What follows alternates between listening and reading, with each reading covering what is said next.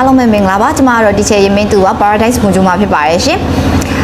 ဒီတစ်ခါဗီဒီယိုလေးထဲမှာတော့ကျွန်မက pre-KG အတက်နဲ့ပတ်သက်တဲ့အကြောင်းအရာလေးတွေကိုဝေမျှပေးသွားကြပါမယ်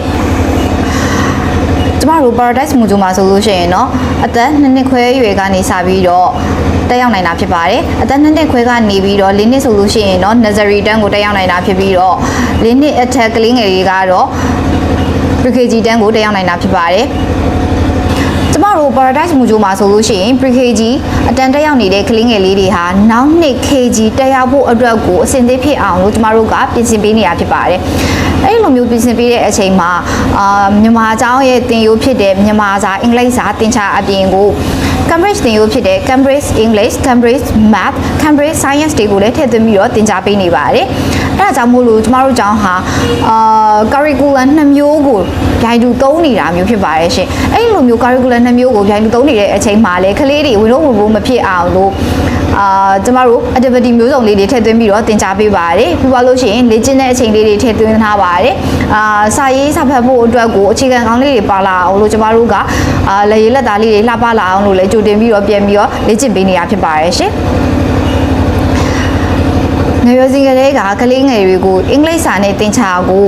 ယဉ်ကျေးကျောင်းဝင်စေခြင်းအပြင်ကလေးတွေဟာနောက်တစ်ချိန်မှာဒီအင်္ဂလိပ်စာနဲ့သင်ချာကြောင့်ဖြစ်တဲ့စိတ်ဖိစီးမှုတွေကိုမရှိတော့ဘူးပေါ့နော်အဲ့တော့ဒီကလေးငယ်လေးတွေအတွက်ကကြတော့သူကပျော်ရွှင်စွာနဲ့သင်ယူထားမယ်ပြီးွားရင်အင်တာနက်မှာ activity တွေလုပ်နေရင်းနဲ့ဆရာမတွေပြင်ဆင်ပေးထားတဲ့